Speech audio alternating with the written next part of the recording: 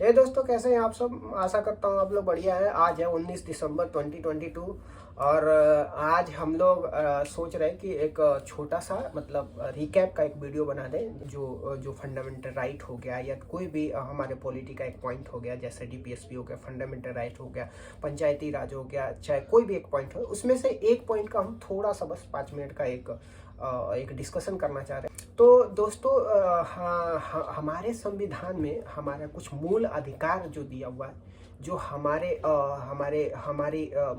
अधिकारों की रक्षा करने के लिए सुप्रीम कोर्ट हमेशा तैयार रहता है। सुप्रीम कोर्ट, हाई कोर्ट होता है जो अगर हमारा फंडामेंटल राइट कोई हमसे छीन रहा है तो उसके लिए सुप्रीम कोर्ट पे आप कभी भी जा करके क्या कर सकते हैं, दरवाज़ा खटखटा सकते हैं। सर तो बताइए फंडामेंटल राइट के बारे में क्या क्या है, कितने हैं फंडामेंटल राइट, कैसे है सर, बताइए सर, हमारे दोस्त वेट कर रहे हैं।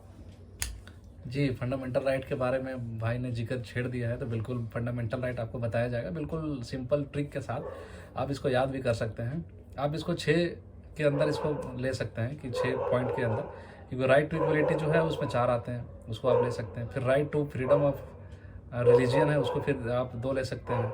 उसके बाद फिर right to freedom of freedom नहीं है, right to equality of expression है, शायद एक्सप्लोइटेशन है। उसके बाद right to freedom of religion है। उसके बाद फिर राइट ऑफ कॉन्स्टिट्यूशनल रेमेडीज़ हैं, वो सबसे लास्ट में आता है। तो कॉन्स्टिट्यूशनल रेमेडीज़ ये है कि आप डायरेक्ट सुप्रीम कोर्ट जा सकते हैं अगर आपका बेसिक स्ट्रक्चर ऑफ पॉलिसी जो है आपका हनन हो रहा है। अगर राइट टू इक्वलिटी जैसे आता है उसमें बेसिक स्ट्रक्चर में, तो उसका आपका हनन हो रहा है तो बिल्कुल आप सुप्रीम कोर्ट पहुंच सकते हैं बिना हाई कोर्ट या बिना डिस्ट्रिक्ट कोर्ट या कोई भी कोर्ट जाए बगैर। बिना आप, ये आपको राइट देता है बिल्कुल फंडामेंटल राइट कि आप डायरेक्ट सुप्रीम कोर्ट पहुंच सकते हैं। तो दोस्तों यहाँ पे जो हम लोग डिस्कस कर रहे हैं फंडामेंटल राइट को, तो हम इसलिए डिस्कस कर रहे हैं, हम कोई ये नहीं डिस्कस कर रहे हैं कि यूपीएससी या किसी भी एग्जाम में आएगा या नहीं आएगा। सबसे पहले एक भारत के नागरिक होने के नाते हमें ये जानना चाहिए कि हमारा अधिकार क्या है, हमें क्या करना है, हमें क्या नहीं करना है, ठीक, ताकि जो अगर हर व्यक्ति को अपना अधिकार पता हो, अपना राइट पता हो, तो वो एक परफेक्ट सिटीजन माना जाता है कि वो एकदम सही सिटीजन है, भारत का नागरिक है। तो सर क्या ऐसा कुछ है क्या कि हमारे पहले कुछ जो हमारे दर्शक है वो जानना चाह रहे हैं कि पहले क्या कोई ऐसा एक ऐसा फंडामेंटल राइट है जिसको हमारे संविधान से हटा दिया गया था, और क्या कारण था सर, बता दीजिए। सर वो फंडामेंटल राइट टू प्रॉपर्टी था, उसको हटाना लाजमी है। अच्छा।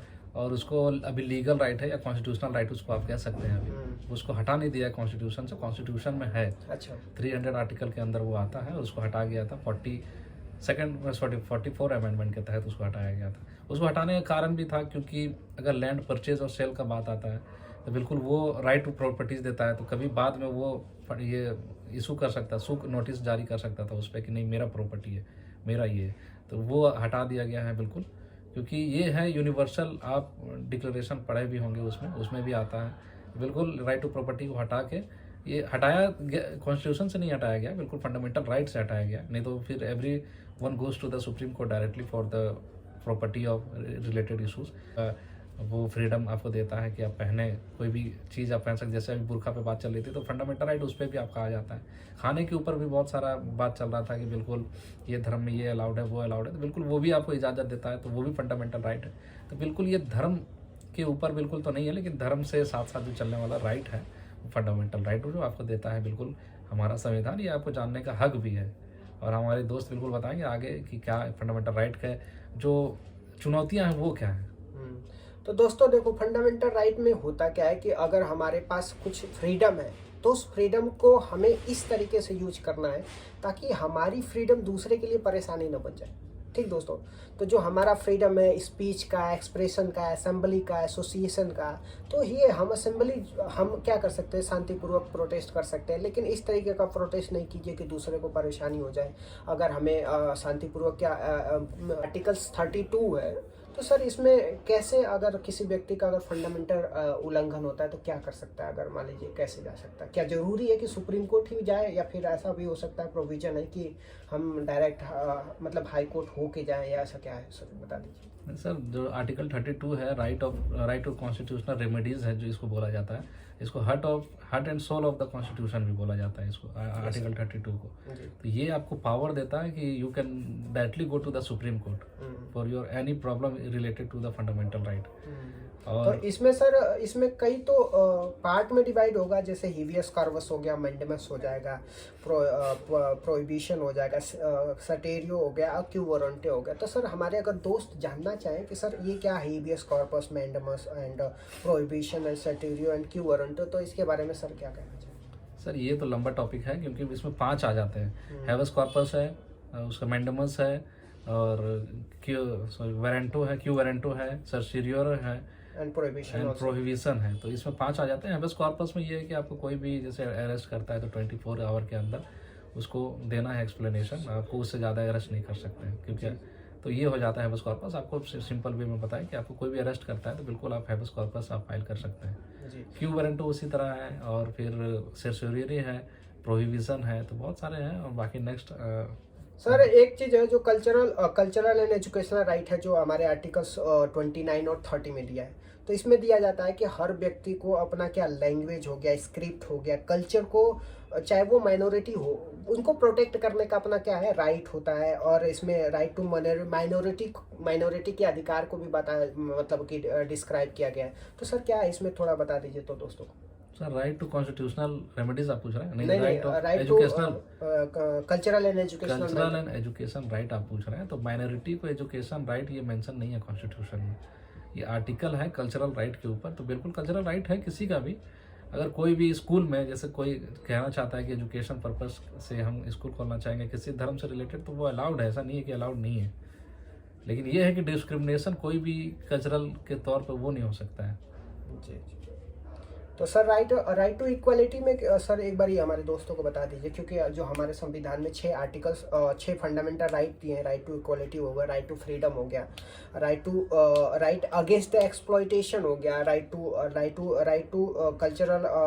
To cultural and educational right हो जाएगा, फ्रीडम ऑफ रिलीजियस हो गया, राइट टू कॉन्स्टिट्यूशनल रेमेडीज हो गया।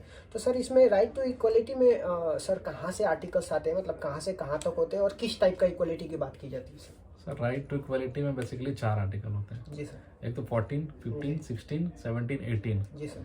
तो 4 आर्टिकल ये हो गए राइट टू इक्वालिटी में। और इक्वालिटी में जैसे right to equality of religion भी है, ऐसा नहीं है कि तो इक्वालिटी के ऊपर जितने भी आपको सवाल उठते हैं, जैसे कहीं भी आपको जो कंपेयर किया जा सकता है लॉ के अकॉर्डिंग जो हो गया, Yeah. Equal protection on the behalf of the law and sir discrimination का आर्टिकल्स 15 है, जिसमें आप you can't discrimination on the basis of religious, मतलब कि लिंग, caste, sex, place of birth के हिसाब से आप डिस्क्रिमिनेशन नहीं कर सकते हैं। और या फिर आप जो इक्वलिटी ऑफ अपॉर्चुनिटी का बात किया जाता है, तो उसमें आर्टिकल्स आपका जो 16 है वो बताता है कि हर व्यक्ति को इक्वल अपॉर्चुनिटी दिया जाएगा, इधर मेल और फीमेल हो, अगर किसी जॉब या एजुकेशनल इंस्टीट्यूशन में दिया जाता है।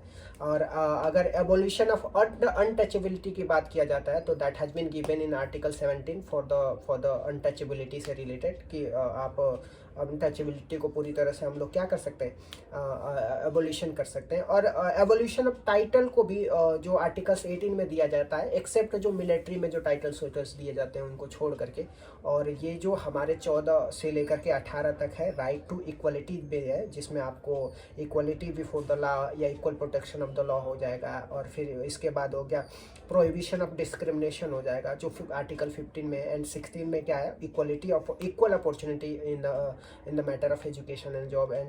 एंड 17th में जो evolution of untouchability, and 18th में क्या हो गया, एवोल्यूशन ऑफ द टाइटल्स। तो ये हो गया आपका इक्वलिटी के बाद। तो sir freedom, right to freedom में आपके सर कहाँ से कहाँ तक आर्टिकल्स दिए हुए हैं, तो उसको एक बार बता दीजिए सर। राइट टू फ्रीडम में शायद 2 दिए हुए हैं, 19 एंड 20 दिया हुआ है। जी सर। और 19 का बहुत सारा पार्ट है, बिल्कुल 19A B C करके काफ़ी सारा है, क्योंकि इसमें राइट टू प्राइवेसी वगैरह भी इसमें आ जाता है, राइट टू लाइफ वगैरह भी आ जाता है, राइट टू मैरिज वगैरह काफ़ी इसमें आ जाता है। क्योंकि ये इसका जो टॉपिक है right to freedom of expression है, ये थोड़ा ब्रॉड है सर, बट broad एक है। ऊपर से थोड़ा सा बता दीजिए, जैसे आर्टिकल 19 में क्या है, आर्टिकल 20 में क्या है, 21 में क्या है, और 21A one of the articles has been inserted in our fundamental right for.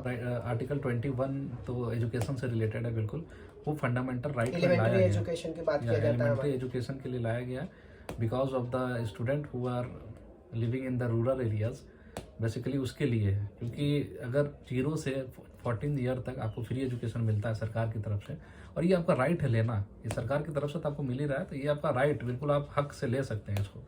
14 as तक आप ले सकते हैं एजुकेशन, वही इस आर्टिकल के तहत आपको बताया गया। आर्टिकल 21A में इसको एडिट किया गया है।